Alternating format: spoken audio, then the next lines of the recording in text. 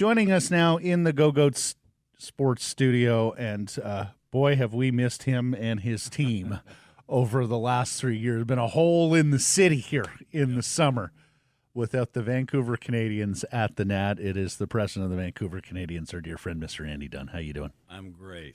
Matt, it's great to see you. Blake, good to see you in the palatial studios in downtown Vancouver. Let me tell you, we've come a long way, guys. We really have. I mean, I come down here. I'm American, so I'll say bathroom. I know I don't take a bath in it, but in the washroom and get the private key to the palatial restroom. Fellas. The executive fellas, restroom, fellas. That's right. Fellas, you figured this whole thing out. Congratulations. I'm proud of you. Really am. Hey, pretty good. You're onward and upward since we last spoke to you as well. I don't know about that. Well, you're playing more games. You're up the minor league ladder. Up the ladder, more games.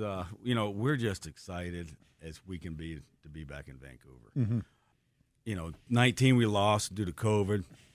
20 we were able to play, but we were playing in Oregon, which is a far stretch from playing at the Nat, and got through it. And I mean, in reality, we had to do that basically to keep the franchise alive. Yeah, sure. And to say we're thrilled to be back home, it's just unbelievable. Well, I'm one part amazed that with all the changes that went on in minor league baseball, with not being able to play here at your gem of a ballpark, Nat Bailey, for the last 2 years. Like, I'm just so amazed and happy that we have Jake Kerr, Jeff Mooney, and Andy Dunn still here as all stewards of this franchise. Talk about the commitment that the three of you have made here through what has been 2 really rocky years, and I'm sure tough years financially as well. Well, I would agree with that, but I think all the credit goes to Jake and Jeff. I mean, financially, it has been a challenge, and but they're committed to the. Again, it just shows their commitment to the community. Their commitment to the game, the commitment to the facility out of Nat Bailey. But, you talk about when you get into minor league sports or any sports, it's a labor of love. And, you're making money if you're an athlete. The money's on the field. But Jake and Jeff, from an industry standpoint, from an ownership standpoint, those two guys are gems, and I hope the people of this community really appreciate that. I'm mostly joking, but as you guys got it back into the swing of things here, pardon the pun, knowing that you play here this year, did you literally have to dust out the corners of Nat Bailey Stadium? It's amazing. And I was telling somebody the other day, I said, ballparks and anything ages quickly when they're not being utilized like they normally are. Whether it's a house, a car, these things, they just take on a deterioration level at an expedited timeline. Totally. Yep. So I was walking around the Nat, and we've had people over there going wild. And I told Jake, Jeff, I'll apologize for the budget line when it comes to repairs and maintenance ahead of time publicly. But, exterior paint, interior paint, field, video board, everything has to be repaired. Yeah. Everything I picked up, what do you mean it doesn't work? It hadn't worked, this, that, and the other. And hasn't been turned on in 2 years. It's not, but it's also not a new building, and older buildings are always more expensive to operate. The people that have 70-year-old homes in Vancouver are nodding in the unison here. But we'll be ready. We got a little exhibition game on Wednesday, and we'll have people working throughout the weekend. But she's coming back to life, and it's just seeing the exterior painted really makes the place just come back alive. For those who didn't follow all the saga of Major League Baseball, the minor leagues over the last couple of years, there have been some changes, and Blake's alluded to your level. Just tell them what's different this year. Well, traditionally, we've started in late June. We've played a short season, so what it was called. We'd play 76 home games, 76 regular season games. We've been elevated 2 levels to full season high A. So now we'll end up playing 132 games this summer. Season will begin. We open up at home April 19th. We'll get some April baseball, May baseball, which we haven't had here since '99 in Vancouver. And you'll see a lot better baseball, a lot cleaner game, better prospects, and more games and more promotions, more giveaways, more fun than that. We're going to have you back before the home opener on the 19th to talk about promotions and all of that. But when we mention better prospects, when you closed last year, one of the great prospects in baseball was on your roster, Aurelvis Martinez, a left side infielder in the Jays system, third baseman, shortstop. You think you'll have him back here this year? He's the one name I've 38th overall prospect, according to I've Major been League tracking, Baseball. number 2 in the Jays system right now. Tremendous talent, young guy.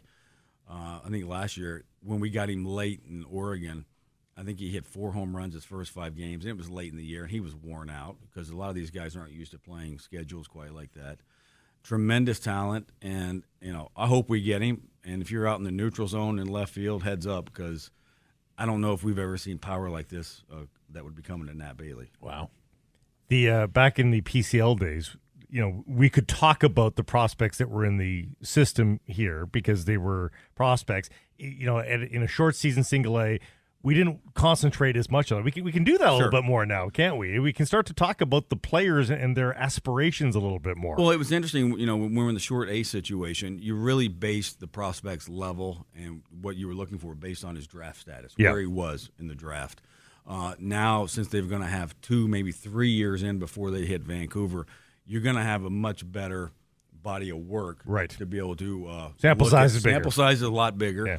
And but you're going to see You're going to see some real good arms in this league. You're going to see some good-looking hitters, good-looking prospects. But even physically, the kids are more filled out. They're stronger. They've gone through the nutrition program, the strength and conditioning programs, the dietary programs. So, and all in all, you're going to see a better athlete on the field. I mean, before they used to, some red hot prospects would have skipped short A, right? What's funny thing is you'll see guys that so much skip that. It's a timing issue, like for Vlad and Bo. They stayed, and they were young. They were high school kids, and Vlad coming from the Dominican, I think he was 16 or 17 when he was at in the complex league. And the next year you have to make a determination whether or not you're going to keep him in the complex league where he's warm, because you don't want to leave him there for 2.5 months in what's called extended spring training and then send him to Vancouver. So a lot of times guys would just go right to Lansing, which was the full season low A club, and we'd skip this level. But again, and then when we would get the high draft picks, because we always got the high draft picks coming through here, a lot of those kids are coming from the college programs because the high school kid couldn't play at this level. But you get the college kids, and they've already played 80 to 90 games, and you'd see them for about half the season, and then they're just physically exhausted. I remember Kevin Biggio. Kevin, he was a great player, great kid. But when we had Kevin, after about 35, 40 games, I mean, he was just physically and mentally, he was done. Because he's at the 130 game mark. Exactly. 130 game mark, and most they've ever played is 65, 70. Yeah. And but again, gone ahead and showed his merits moving on. And but that's going to be the difference, and the guys are going to be used to the number of dates, and it's going to be a lot better situation. When last we saw you, scalpers were making their living at Nat Bailey Stadium, not Rogers Arena or BC Place. You were the hottest ticket in town. How has been the reception to full season ball? Reception has been tremendous. I think our numbers are going to be fantastic. Obviously, we're keeping track of what we're looking like April, May, because in reality, from a budget standpoint, I really didn't know. I had no history on it. So I just did some calculations and made some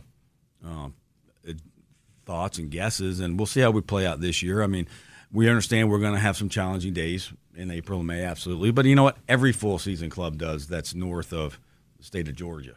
And you're going to have weather challenges. We understand that. We'll have that in Tacoma. We'll have that in Hillsboro. We'll have that in Eugene, Everett. We'll deal with those. And if we play some doubleheaders, we'll play some doubleheaders. And at the halfway point, which will start the second half, all those games will be lost and done, and we'll just keep on going. But we know when we hit the summer months, traditionally we've had maybe one rain issue.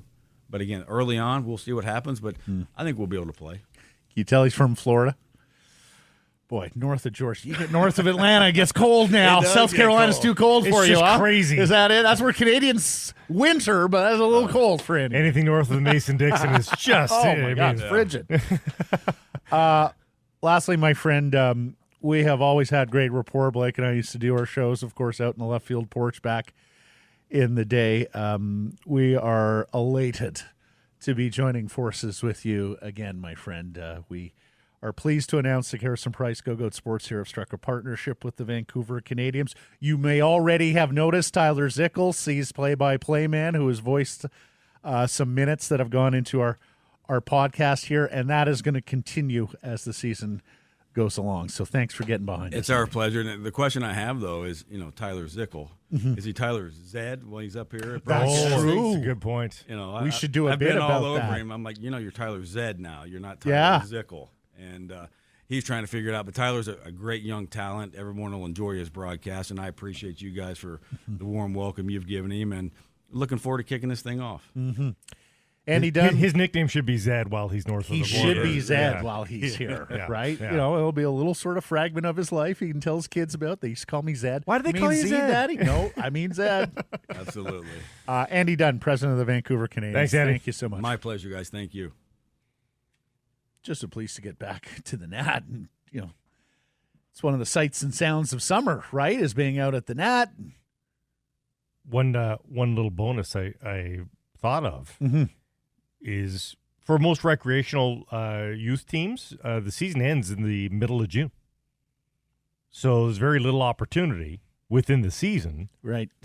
Under the previous season, to take kids. You could do it afterwards, after the season's over, I suppose. Do the competitive teams go later? Competitive teams go through the summer, right? But that's the 40% of the entire totality. Maybe the Lower Mainland players, if that.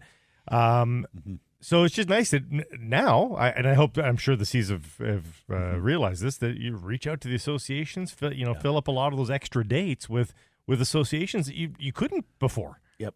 Great opportunity. They have more inventory now too, right? It was tough to get a C's ticket at one point. And I mean, I hope the weather cooperates with them through April and May, but I also know that they have some ideas to mitigate against some of that. And I'm sure Andy will talk about those as we go forward. Just great to see him in person again. Great to know that we're going back to the Nat here.